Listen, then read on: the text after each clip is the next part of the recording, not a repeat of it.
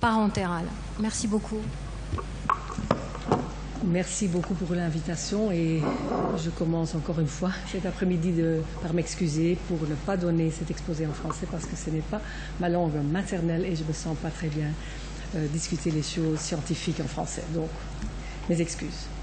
So I'll switch to English. The place of parental nutrition, and it's a bit a pity, of course, that we didn't first have the talk about enteral nutrition, but I think you all know that enteral nutrition often fails in the patients that we are treating. This is my conflict of interest slide. And so the question I'll be addressing is, in all patients where we try to feed enterally, do we have to supply parental nutrition so that whatever target we set in the patients, this target can be reached earlier? And so that has been the design of our study. I'm just going to briefly go through the paper again, but I'm going to show you some new data so that I can counter some of the comments that we've been getting over the last year or so. So that's the basic principle. We try to enterally feed all patients, and we don't know whether we should supplement the deficit with parental. The study that we performed was a very large, non-selective study. So we included all patients, all comers, because we wanted to have a representative group of patients that we are treating in our ICUs, not a selection. We identified the patients at risk by using the NRS score. This is in all the guidelines that if your NRS is 3 or above, you have to make a plan for feeding. So this is the population that we think, with the tools that we have available, as limited as they are, we are talking about. Of course, there will be many patients with an NRS of 3 that are in and out the ICU quickly, but you don't know that to start with. So this was our basic principle. We're going to do a lot of patients. We are going to anticipate a small effect, and that's why we inflated the number to have the statistical power to address the question in the patients at risk. By doing so, you can see that we had sepsis as an upon admission diagnosis in about 22%, 40-something% at emergency admissions, and the Apache 2 was 23%. The protocol was enteral feeding in both groups as much as we can, with twice a day and advice to increase it if possible. One group got the supplemental parenteral, and the total caloric intake, both as total energy, kcals per kilo per day, and total energy as percent of targets. And we indeed used a modified Harris-Benedict sort of equation, not for the real weight, but for the ideal body weight, corrected for age and gender. If you look at the calories that we reached, we are in that range that the previous speaker had proposed. We're not sure whether it's the right range, but that's what's been done in real life. After the week passed, if patients were still in the ICU, both got the combined enteroparenteral, because in that was our state-of-the-art practice. Enteral nutrition started early, and I mean day 2, meaning the morning after the day of admission. Vitamins and trace elements and minerals administered to all patients IV early. Why did we do that? Not because we know that that is necessary, but because it would be a confounding factor. If we would only have given the vitamins and the minerals to the PN group, early PN group, that would have confounded the findings. So they both got it. By that, we also wanted to prevent refeeding syndrome in the late PN group. According to our standards, we prevented overfeeding and, not surprisingly, hyperglycemia. Doing so, we needed more insulin in the early PN group to reach more or less the same blood glucose levels. And the primary endpoint is shown in this slide, red being the late parenteral nutrition and blue the early.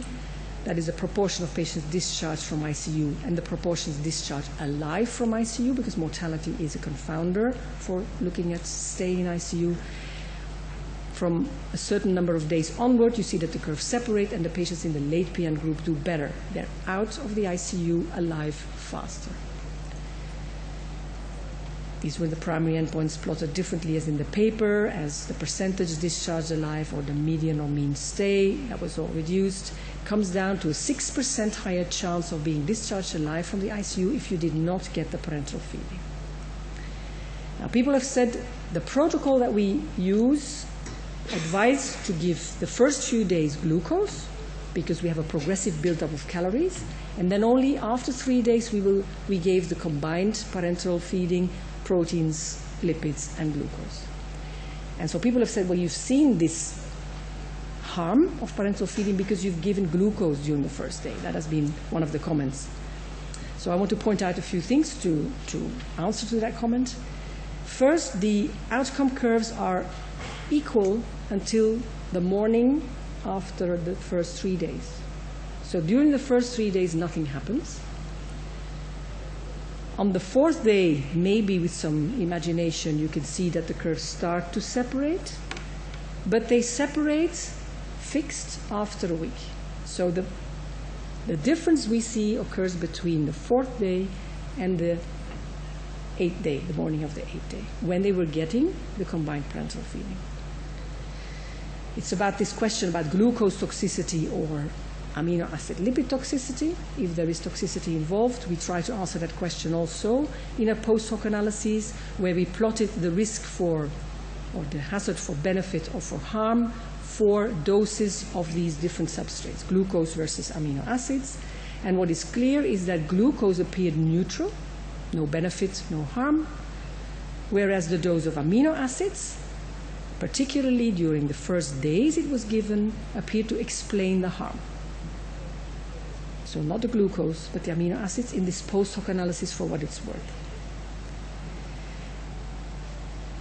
Then we had some secondary outcome measures, fewer infections. I'm going to go through it quickly because you've seen it before. A quicker weaning from mechanical ventilation, shorter duration of renal replacement, changes in liver function at the disadvantage of the early PN group.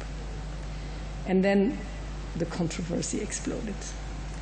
So, where are we now? In the meantime, there are some other studies that we have to together look at to try and understand why they have been interpreted as being different from ours.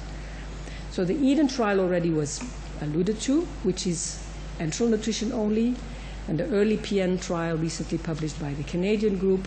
This is our study, and the SPN trial from the group of Berghè et al., and then the TICHACOS trial with the indirect calorimetry as a proof of concept study. It's a really small study, but I'm just plotting it. I will plot the data so that you can compare what we're talking about.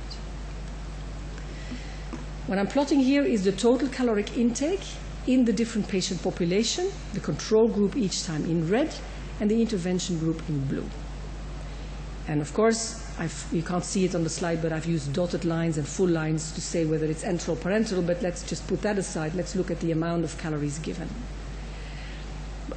We've put our study in the middle here because, as you can see, the difference is biggest. The two groups are getting a larger difference between the caloric intake in the two groups. Here they are on the lower sides. The groups were compared on the lower side or the lower end of the caloric intake, and these two studies here are comparing two strategies on the higher side of the spectrum. Now, we're the only one who has shown that there is harm. Okay? Here, the results are neutral, basically. There was nothing at all in the EDEN trial, no difference at all. Here, there was a tertiary endpoint which said less than 1 day difference of ventilator-free days, which I think was a tertiary endpoint, so for what it's worth, but otherwise also no difference.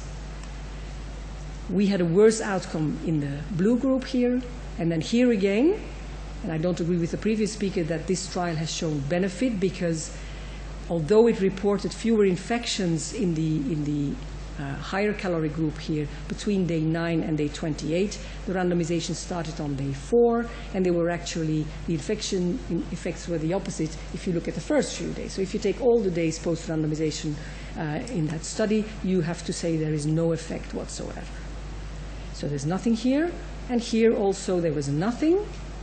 That's, again, I don't agree with the previous speaker. There was no effect on mortality in the intention to treat, and there was worse morbidity. That's the outcome of the TICHACOS trial. So how am I interpreting this?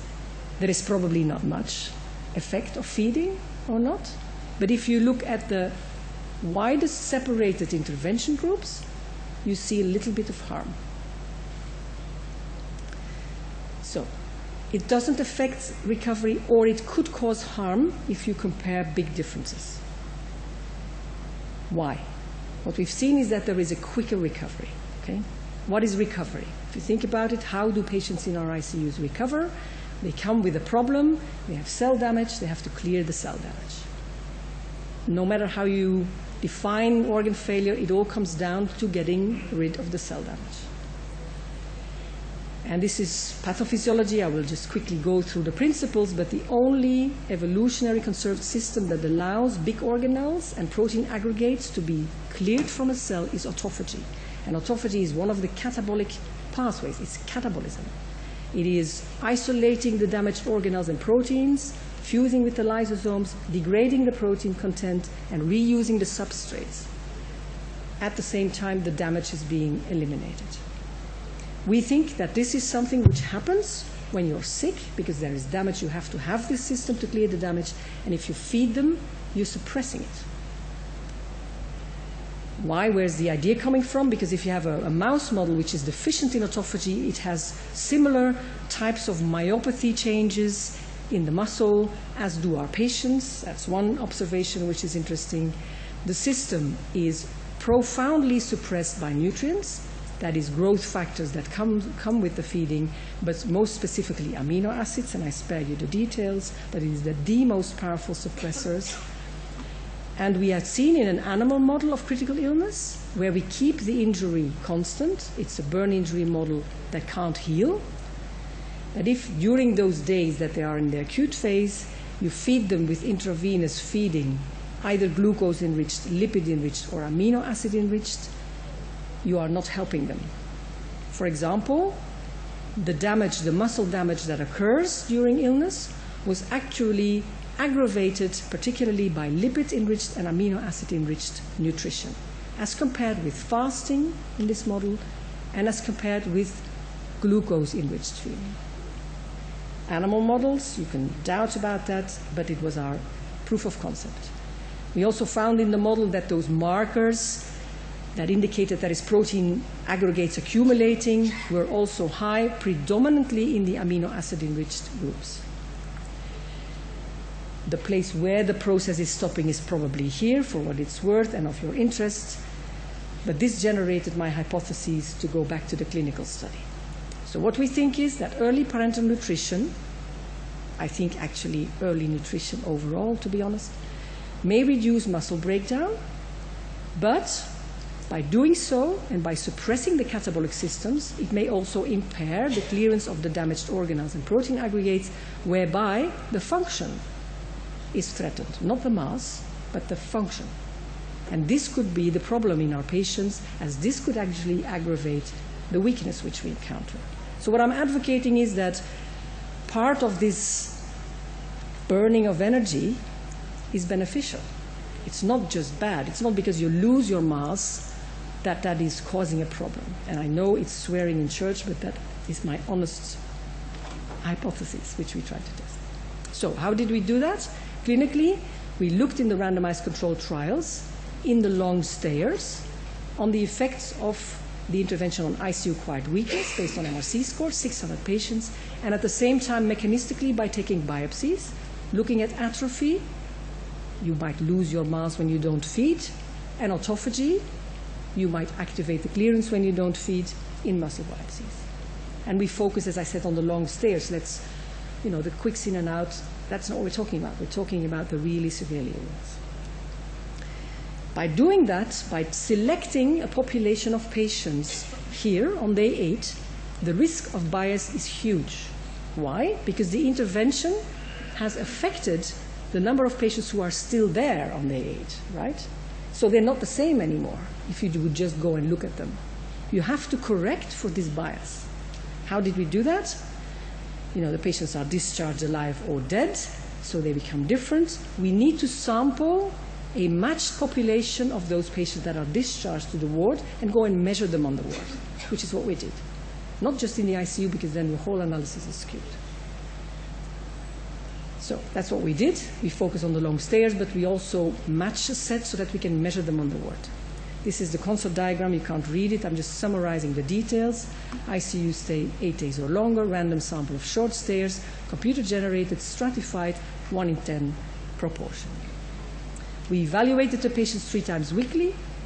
Patients, of course, need to be awake and cooperative to quantify their muscle strength. And I can already immediately admit that, of course, we leave out a lot of patients, those that are not accessible by this technique. But if we want to study it, that's the way we have to do it. They have to be awake and cooperative. They were first evaluated on day 8 and then 3 times weekly by physiotherapists who were trained and blinded, and that's how we did it with the MRC score cut off below 48, which we previously validated.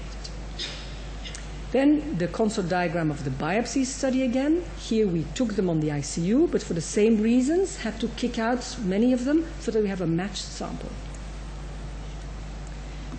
These are the patients that were in this study. If you now look at the sepsis proportion, here in the clinical study it's already 40 and above %, and here 60%, so this is really the severe group we're looking at. Emergencies, virtually all here, very high Apache scores. So what was the effect on the weakness? The first MRC score below 48, that's the day 8 evaluation, weak or not weak, the incidence was lower in the late PM. That was our hypothesis. Fasting allows clearing of damage, which could explain why they're less weak. This is for the first score, for the worst score, so we've reduced the incidence of weakness. Then we looked at the recovery of the weakness. When did the patient get back to a score above 48? And again, the group that did not get the parenteral feeding did this quicker. So not only were there fewer patients with weakness, they recovered quicker. And this really fits with the autophagy concept. Is that true? Is this just a hypothesis? Do we have data to support a hypothesis? Let's look at the biopsies. So first, atrophy. The feeding is given to prevent the wasting, has been said here. We don't want to waste our active cell mass, or whatever it was called, the biologically important cell mass. Muscle is one of those. Well, we don't, really. The myofiber density is lower as compared to the matched control subjects, but there is no effect of the feeding at all. The cross-sectional area, the size of those myofibers, their distribution, as you can see here, they're shifted to the smaller fibers, but again, the feeding doesn't do anything. We don't keep our muscle mass at all with the feeding. The myofiber protein expression, the myofiber myosin heavy chain to isoforms and actin, down. We don't make proteins, muscle proteins, and the feeding doesn't affect this at all. MERV and atrogin, these are the markers of the ubiquitin proteasome pathway.